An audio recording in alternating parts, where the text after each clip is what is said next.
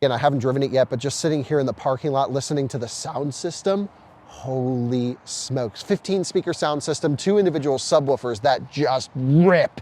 It was crazy, really good sound system. I always say that our Audi e-tron with the super mega upgraded Bang & Olufsen in that one, those are both amazing. The Bentley name system is amazing. Some Acuras have some really good systems. This is up there with the best of the best. I don't know, unless I do a side-by-side comparison, if this is truly the best sound system I've ever heard, but this is one of those vehicles that you spend $100,000 on a sound system, and then it also comes with the truck.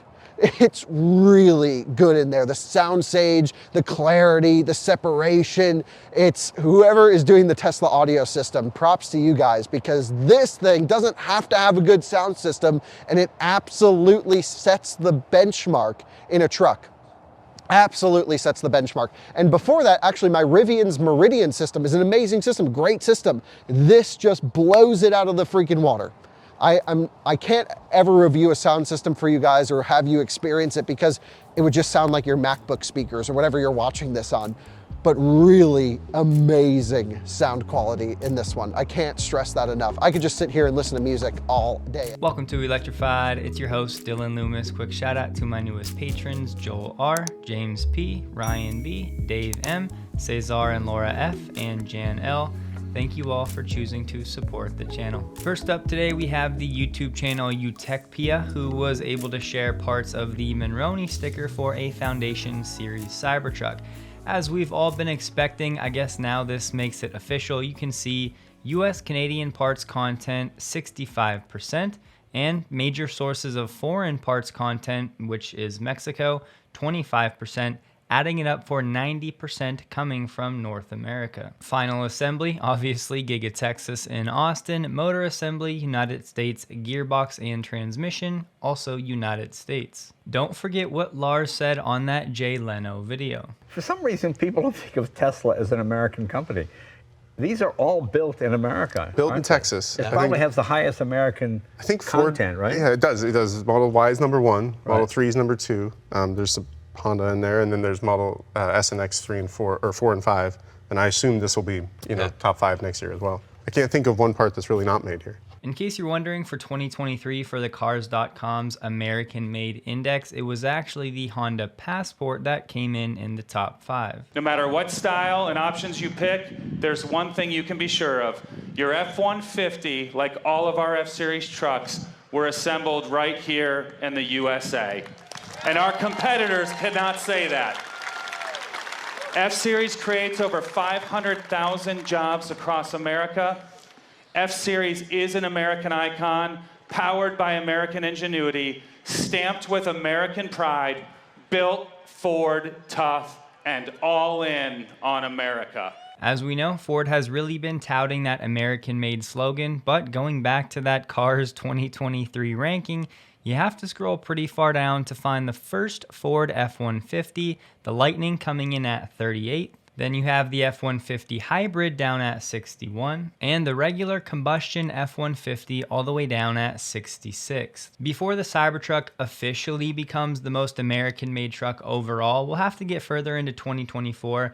Undoubtedly, other competitors are going to try to make their vehicles more American-made, given the incentives for the Inflation Reduction Act. But with that disclaimer out there, it's looking pretty likely that the Cybertruck will indeed be the most American-made truck overall, and in the top 5 overall, sitting next to the Model Y, 3, S, and X. And our competitors cannot say that. The thing is though, now they can. Kyle and Francie from Out of Spec put out a video of the Cybertruck nerding out. It's almost 2 hours long.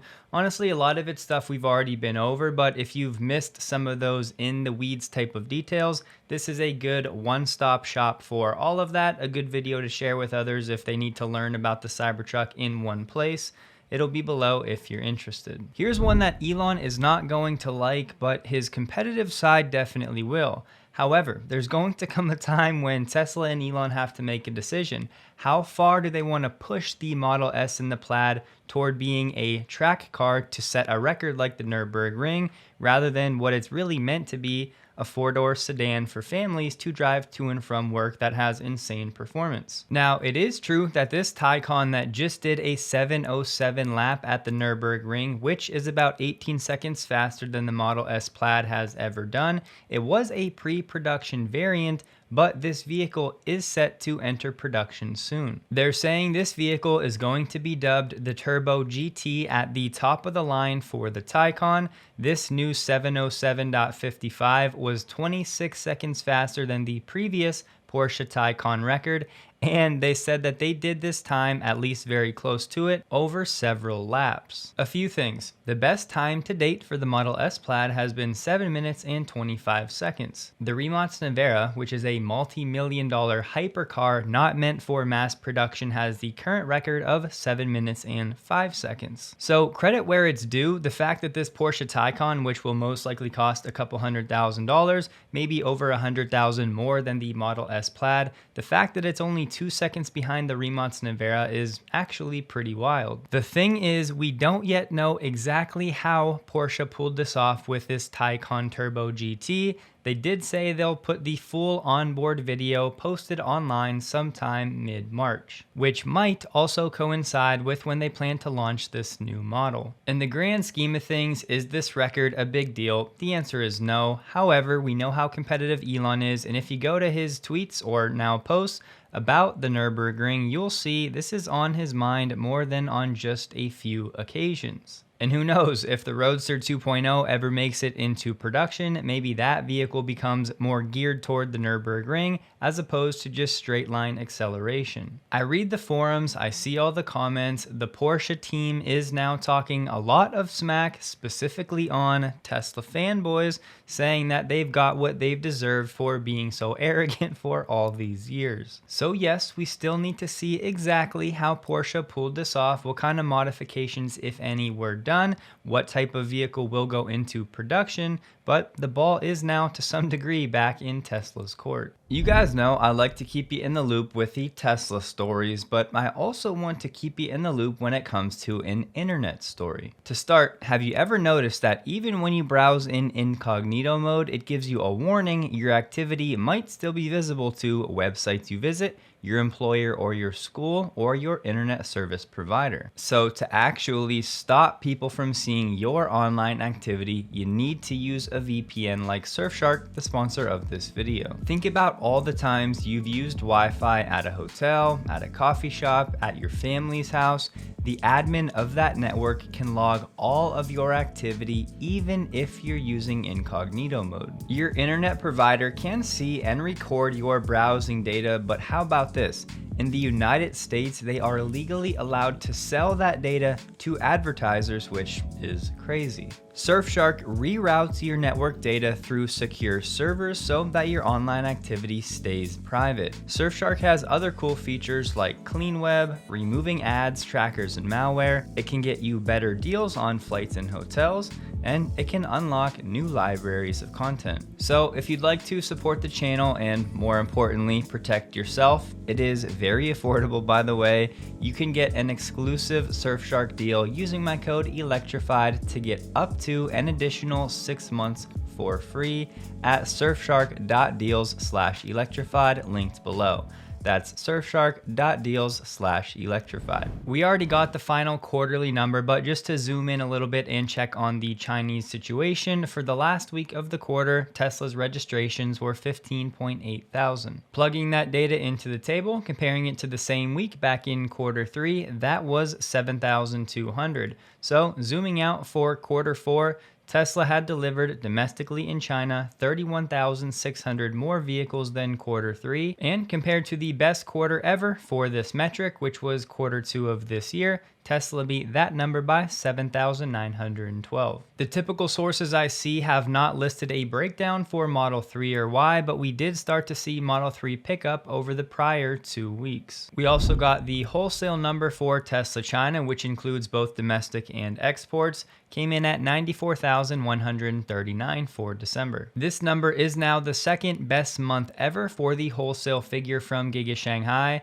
Number 1 was back November of 2022 when they did 100,291. This also makes for a new record quarter for the wholesale metric at 248.6 thousand, narrowly beating out quarter 2 earlier this year, which was 247.2 thousand. Given that the domestic registrations will have us around 75,000 for December, that means exports will most likely come in around 19,000 for the month. We should have that official data in the next few days. Zooming out to take a quick look at the United States market for the year, this is from Auto News. We have 2023 volume projected to rise to between 15.4 and 15.5 million, up from 13.87 million for 2022. Doing the math, that's an 11.7% recovery for the overall US auto sales in 2023. For 2024, most analysts have expectations right around 16 million light vehicle sales for the United States market. Don't forget though, between 2015 and 2019, the US market was consistently doing above 17 million per year. Of course, other analysts are lower, citing higher interest rates, and then we have the CEO of Hyundai North America saying this: the competition is going to be arguably very heated in 2024. Everybody is going to have inventory, everybody's going to be back marketing and advertising, sales promoting, merchandising, putting incentives in the marketplace. It's going to be monthly hand-to-hand combat versus our key competitors. You may recall that lawsuit stemming from a fatal accident a few years ago where a teenage driver was going over 100 miles an hour around a curve that was a speed limit of 25. It's the one where Elon reportedly called the family after the accident. Elon is not a party in this lawsuit, but a Florida state appeals court just ruled that Elon cannot be forced to testify. He will not have to give a deposition. This is the case where the family argued that a Tesla technician removed the speed limiter on that vehicle that was supposed to limit the vehicle to 85 miles per hour. In case you saw an article from Electric about Tesla vehicles being banned from schools in Norway, that's driving schools, it's because they don't have the stocks and the turn signal is pretty difficult to use on the wheel going through roundabouts. Basically, the instructor said it wasn't safe. It's quite the predicament though, because if these students are eventually in the real world going to drive a Tesla anyways, they might as well learn how to use it properly when they're learning how to drive. The actual source article was back from mid-December. One thing to keep an eye on for Tesla throughout 2024 will indeed be its lease penetration rates.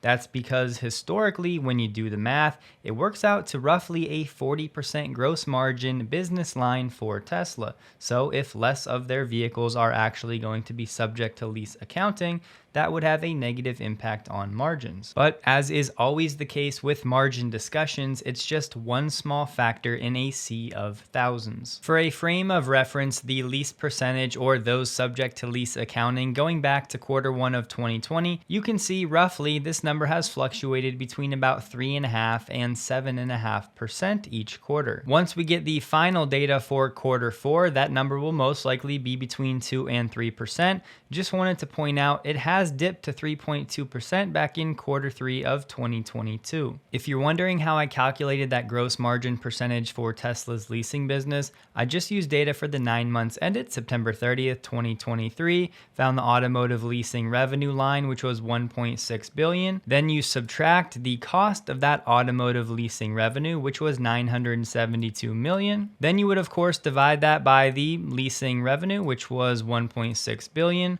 For about 40%. And yes, there are some costs that quick calculation does not account for, but it's a general rule of thumb. And what I'm about to say is a major simplification, but why Tesla's lease penetration rates may be down. Obviously, with higher interest rates, it becomes more difficult to offer attractive leasing rates. Pair that with the fact that the lease game really all boils down to the residual values. So if the residual values are lower, which they are because Tesla has been pretty dramatically lowering the prices, that just means over the life of the lease, Tesla has to effectively charge the consumer a higher amount. That's of course to compensate for the lower residual values. Really not a big deal for Tesla. This number has fluctuated historically. It's going to continue to fluctuate, especially given macro changes, but hopefully part of that rambling helps you understand the situation at least a little bit better. Morgan Stanley actually just brought this up in a new Tesla stock note, saying for comparison, BMW in 2020 2022, 16.2% of its global unit volume was leased. The point they were trying to make, they see significant potential for Tesla to leverage captive financing. The problem with that is Tesla told us last year they really do not want to have that consumer credit risk on their balance sheet. Yet again, we have Ford adjusting the pricing for various F-150 Lightning trim levels. The biggest price hike was for the XLT variant, up $10,000 for the 2024 model year. Then we have the Platinum trim getting a $7,000 price cut. Ford also said one XLT variant and a Lariat with the standard range battery has now been eliminated for 2024. But of course, they had to say demand for F-150 Lightning continues to grow,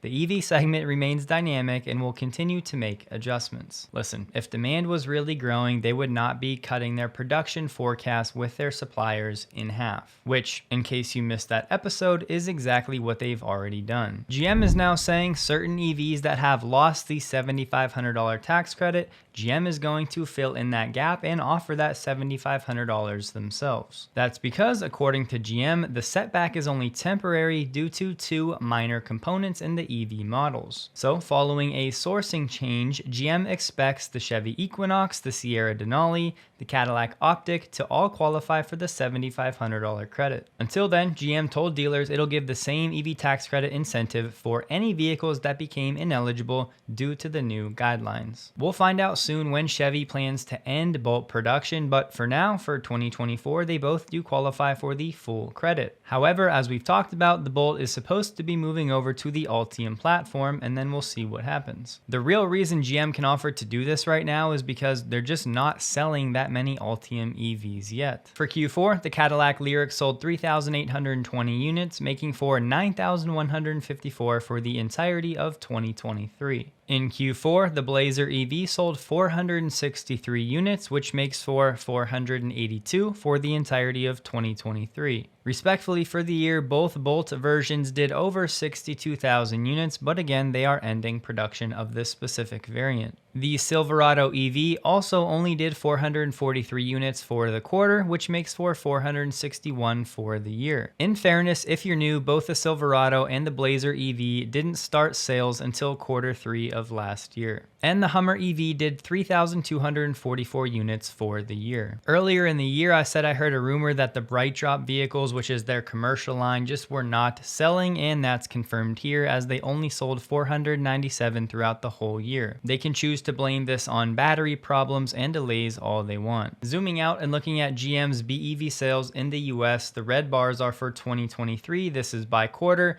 You can see they are struggling to get anywhere significantly above that 20,000 mark per quarter. And if you take that over 60,000 for the Bolt variant away from these red bars, well, you get the picture on what's going on with the Ultium platform sales so far. According to a 3-year study done by the DOE, the average paid fast charging session at a non-Tesla charger was 42 minutes. This across 2.4 million charging sessions. For a free public charging session, that average jumps to 1 hour and 18 minutes. Now, if you include Tesla superchargers in that data, the time drops to 31 minutes on average. Now we have VW hyping up some solid state breakthroughs with its partner QuantumScape. During their testing for PowerCo, VW's battery unit, they said they have a new cell with 5% storage capacity loss after more than 1,000 charging cycles. They said industry targets for this development phase are 700 charging cycles and a maximum loss of 20% capacity. However, if you follow this stuff closely, you may remember in Q3 of last year, QuantumScape already talked about this breakthrough in their Q3 earnings call. So I'm just speculating here, but maybe VW is choosing to talk about this now in an attempt to steer the media narratives, trying to cover up something that's either going on or that we're about to hear about in the future. I won't get into it, but pretty much all last year, QuantumScape spent its time backing away from some of its early solid state promises. They eventually came out and said they were looking to come to market with a smaller battery that would only do as well or a little better than the 2170s that are already on the market, backing away from their initial 450-mile EV battery promises. So yeah, color me as skeptical as you can get with this one. Just a name to store away, we now have Gotion, a Chinese company, officially making energy storage products, assembling them in Silicon Valley. They're actually in Fremont, and this factory is dedicated to portable and residential energy storage. But they are developing 2 much larger factories in the United States, including an EV battery production plant in Michigan and a split production plant in Illinois with annual production capacity of 10 gigawatt hours of battery packs and 40 gigawatt hours of lithium battery cells aimed for EVs and battery storage.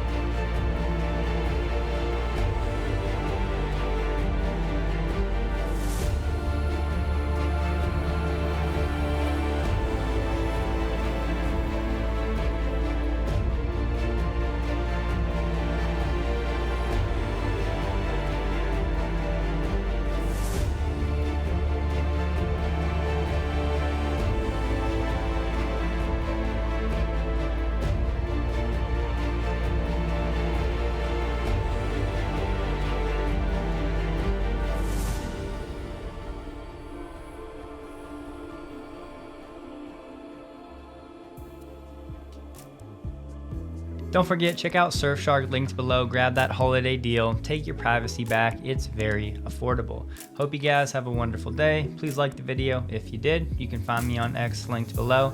And a huge thank you to all of my Patreon supporters.